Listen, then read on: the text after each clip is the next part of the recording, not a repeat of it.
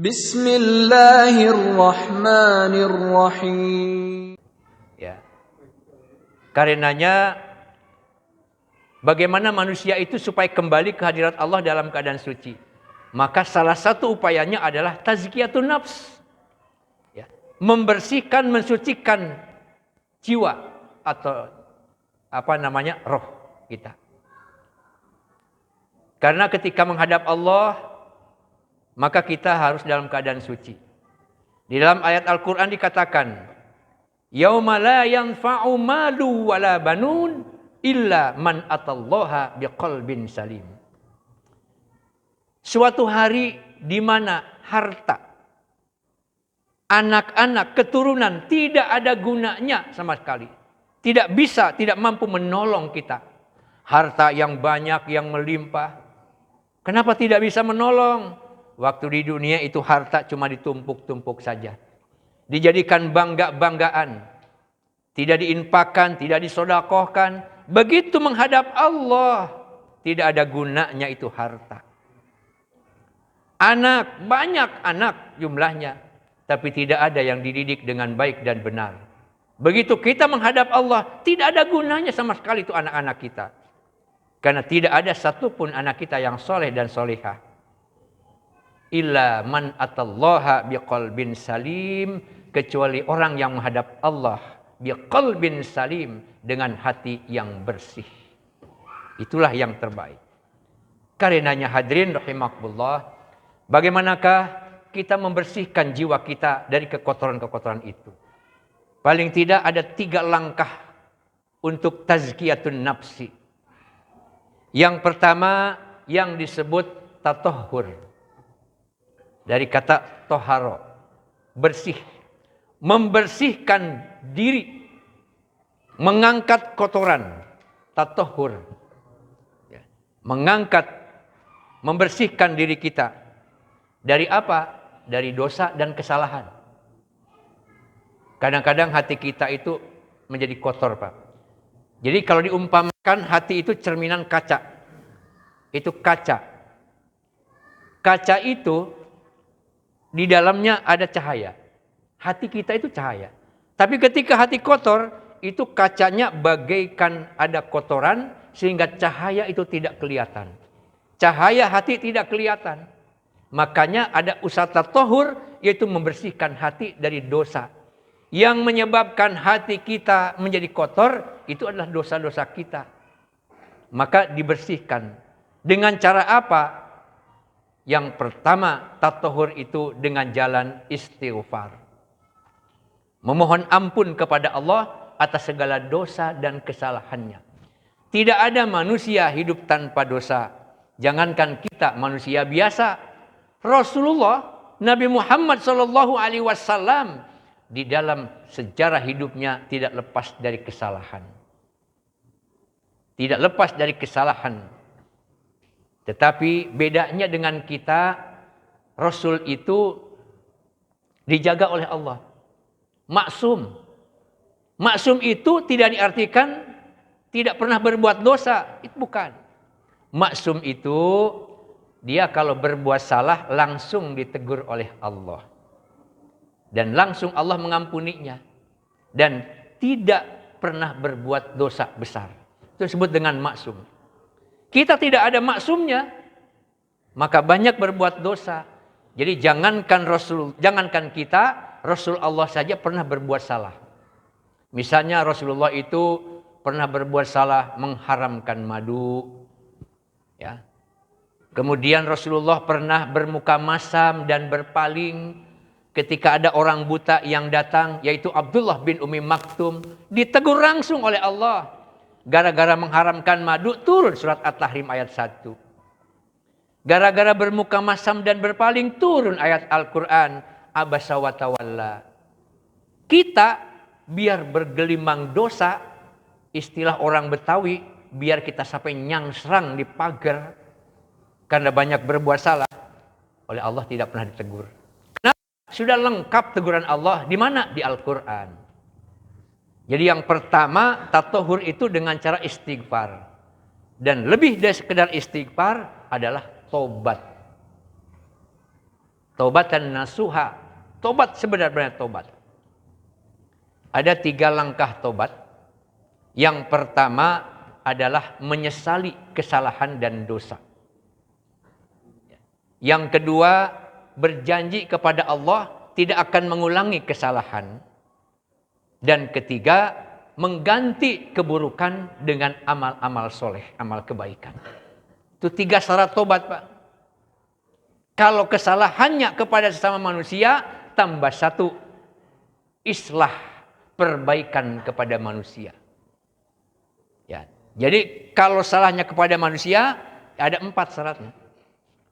Yaitu islah atau perbaikan, minta maaf kepada manusia.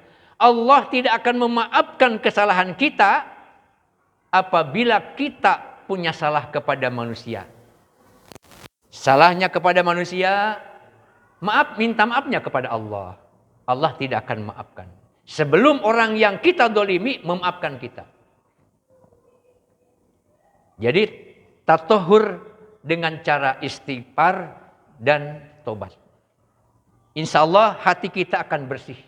Jadi kaca-kaca kita, hati kita itu akan dibersihkan dengan istighfar dan tobat. Yang kedua, langkah untuk tazkiyatun nafs adalah tahakkuk. Tahakkuk itu artinya selalu ingin berusaha dekat dengan Allah. Dengan apa? Dengan amal soleh dan kebaikan serta dengan cara zikrullah. Zikir kepada Allah. Zikir itu ada zikir lisan, bil lisan, zikir bil qalbi di hati, dan zikrun bil arkan dengan perbuatan. Maka sebenarnya Bapak dan Ibu, yang namanya zikrullah itu seluruh ibadah kita sebenarnya adalah zikrullah. Salat adalah zikrullah. Membaca Al-Quran adalah zikrullah. Membaca kalimah-kalimah thayyibah adalah juga zikrullah. Subhanallah, Allahu Akbar, la ilaha illallah, itu semua adalah zikrullah. Itu namanya zikrullah bil lisan. Salat, zikrullah. Ada bil lisannya, ada bil qalbinya, ada bil arkan dengan perbuatannya. Itu salat paling lengkap ada di dalam salat. Salat adalah ibadah yang terlengkap. Ibadah yang paling paripurna dan paling sempurna adalah salat. Semuanya ada di dalam salat itu. Jadi dengan amal soleh, amal kebaikan, zikrullah, insya Allah kita akan semakin bersih hati kita. Termasuk hadirin rahimakumullah adalah dengan jalan ibadah puasa. Puasa akan menghapuskan dosa. Puasa akan mengendalikan nafsu. Itu 2 kekuatan puasa, Pak. Yang melebihi kekuatan ibadah yang lainnya adalah yang pertama merontokkan dosa, yang kedua mengendalikan nafsu. Coba saja Bapak dan Ibu, lewat ibadah puasa yang namanya nafsu itu terkendali. Luar biasa. Tidak ada ibadah yang sehebat puasa dalam hal mengendalikan nafsu. Nafsu itu sering menyeret kepada keburukan, sehingga hati kita menjadi kotor.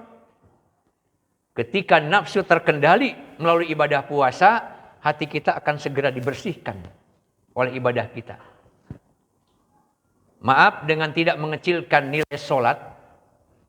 Ya, nilai solat. Ternyata ibadah puasa itu ibadah yang media yang paling luar biasa di dalam mengendalikan nafsu. Coba aja Bapak dan Ibu. Ketika kita sedang berpuasa, ibu-ibu misalnya yang biasanya kalau kumpul 2 orang, apalagi tambah 3 orang, yang namanya ghibah, menceritakan keburukan orang lain, itu sepertinya menjadi hobi. Ya Bu? Bu? Gitu enggak Bu? Kayaknya hobi gitu. Lagi ngomongin si anu ya. Si anu ya. Datang, iya. Terus datang satu lagi, dikomporin lagi. Datang satu lagi, tambah jadi-jadi. Itu kalau bukan bulan puasa. Tapi pada saat bulan puasa, saya lihat ibu-ibu mulutnya itu pada mingkem semua itu. Ya, pada diem aja. Kalau bapak-bapak yang namanya gibah itu memang jarang. Walaupun kadang-kadang gitu ya. Kalau bapak-bapak itu matanya tuh Pak. Lain, bapak-bapak itu matanya. Oh, biasanya kalau melihat yang klimis-klimis, Masya Allah itu. Kelemahannya di situ. Tapi begitu puasa, Masya Allah, bapak-bapak di Al-Mujahidin ini, kalau lagi jalan nunduk aja begitu. Saya lihat. Nunduknya luar biasa. Kenapa? Lagi puasa. Jadi luar biasa Bapak dan Ibu yang namanya ibadah puasa itu dalam rangka mengendalikan diri. Yang kedua, kedahsyatan ibadah puasa itu adalah menghapus dosa. Makanya salah satu fungsi daripada ibadah puasa adalah mengembalikan manusia kepada fitrahnya. Mengembalikan manusia kepada aslinya. Apa aslinya manusia? Lahir ke dunia tanpa dosa. Man shoma ramadhana imanan wahtisaba ghufira lahu ma taqaddama min danbih. Barang siapa yang berpuasa pada bulan Ramadan karena landasan iman dan mengharapkan ridho Allah, maka Allah ampuni dosa-dosanya yang telah lalu. Bersih lagi tuh hati kita. Dalam hadis yang hampir sama ditegaskan, man shoma ramadhana wa qamahu imanan wahtisaba kharaja min dunubihi kayaumin wadadat ummu. Masya Allah. Barang siapa yang berpuasa pada bulan Ramadan dan mendirikan ibadahnya di malam hari karena iman dan mengharapkan ridho Allah, maka keluarlah dari dosa-dosanya persis seperti waktu dia dilahirkan dari kandungan ibunya. Masya Allah. Luar biasa Pak. Inilah ibadah puasa. Karenanya hadirin yang berbahagia, mari kita tegakkan ibadah puasa. Kita laksanakan ibadah puasa dengan baik dan benar agar ibadah puasa berfungsi sebagaimana mestinya. 4 hal saya sampaikan. Yang pertama, kita senantiasa meneguhkan kembali niat ibadah puasa dengan sebaik-baiknya. Yang kedua adalah kita laksanakan ibadah puasa dengan sebaik-baiknya sesuai dengan kaifiat tata cara agama Islam. Yang ketiga adalah isi pada saat kita berpuasa dan bulan Ramadan ini dengan kegiatan-kegiatan yang bernilai ibadah. Qiyamul lail, membaca Al-Quran, banyak zikrullah, banyak berdoa, banyak istighfar kepada Allah. Dan yang keempat, supaya puasa kita hebat dan bagus, adalah kita hindari dari perbuatan-perbuatan maksiat dan munkar. Agar kita mendapatkan ibadah puasa yang sempurna. Hadirin rahimakumullah. Langkah yang ketiga di dalam membersihkan atau tazkiyatun nafs adalah takhalluk dari akhlak. Takhalluk yaitu berakhlak baik dan mulia. Khususnya kepada manusia. Kalau yang tadi kan akhlak kepada Allah. Sekarang kepada sesama manusia. Bahwa dalam dirinya adalah bahwa diri kita harus menegakkan dan mempraktekkan asma Allah di dalam kehidupan kita. Kalau Allah itu Ar-Rahman, kita menjadi hamba-hamba yang penuh cinta dan kasih sayang. Ar-Rahman Ar-Rahim, kita juga harus menjadi hamba-hamba Allah yang Rahman dan Rahim. Kalau Allah itu Maha Pengasih atau Maha Pengampun, maka jadilah kita orang-orang yang selalu memberikan maaf kepada sesama dan seterusnya. Karena kita juga sadar bahwa kita hidup dengan manusia, bahwa selamat dan celakanya kita baik di dunia ataupun di akhirat erat kaitannya dengan kehidupan kita dengan sesama manusia. Karena nanti hadirin rahimakumullah, di akhirat itu banyak orang yang kaget. Kagetnya apa? Tiba-tiba dia kok amal kebaikannya banyak. Begitu ditimbang, amal kebaikannya itu banyak. Lebih dahsyat daripada amal keburukannya. Amalmu kebaikannya lebih banyak. Dia kaget. Ya Allah, saya bukan seorang ulama. Saya bukan seorang kiai. Saya bukan seorang ustaz. Saya orang biasa-biasa saja. Kok amal kebaikan saya banyak sekali ya Allah? Iya betul.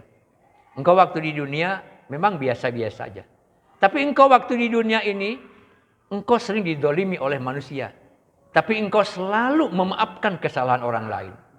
Dan engkau selalu membalas keburukan orang lain dengan kebaikan. Engkau mendapatkan transfer pahala dari orang yang mendolimimu. Dan engkau, dosa-dosa kamu diambil oleh orang yang mendolimi kamu. Karenanya inilah tempatmu di surga. Betapa aneh. Itu kaitannya dengan manusia. Ada juga orang yang kaget sebaliknya. Tiba-tiba amal kebaikannya nyaris tidak ada. Yang ada adalah keburukan demi keburukan. Kaget, ya Allah, saya sudah berusaha sedemikian rupa untuk beramal, beribadah kepadamu. Betul. Tapi kamu banyak mendolimi orang lain. Ketika engkau menjadi seorang pemimpin, engkau dolimi rakyatmu. Ketika engkau menjadi orang kaya, bukannya banyak memberi, bahkan memeras orang-orang miskin. Memeras tenaganya, memeras pikirannya. Engkau memang orang hebat, ilmunya banyak, tapi engkau ria. Pahalamu banyak diambil oleh orang yang kau dolimi. Dan dosa orang yang kau dolimi diserahkan kepadamu. Inilah tempatmu. Faturihat, summa turiha finnar. Maka dilemparkan jauh ke tengah-tengah api neraka. Itulah takhalluq, berakhlak baik kepada sesama manusia. Akan bisa mensucikan dan membersihkan hati kita yang kotor. Hadirin rahimakumullah, mari kita senantiasa berupaya dan berusaha untuk menjadi orang yang terbaik. Kalaulah sempurna, tidaklah mungkin. Karena kesempurnaan itu adalah milik Allah. Dan tidak ada manusia yang sempurna, insan kamil, kecuali Rasul Allah dan para Nabi Allah. Semoga Allah subhanahu wa ta'ala senantiasa memberikan kekuatan dan selalu membimbing kita ke jalan yang benar, jalan yang lurus, jalan yang ia ridhai. Hadirin rahimakumullah, demikian saja yang dapat saya sampaikan. Mudah-mudahan ada manfaatnya. Kurang lebihnya mohon dimaafkan. In uridu ilal islaha mastata'tu wa ma taufiqi illa billah. Alaihi tawakkaltu wa ilaihi unib. Wassalamualaikum warahmatullahi wabarakatuh.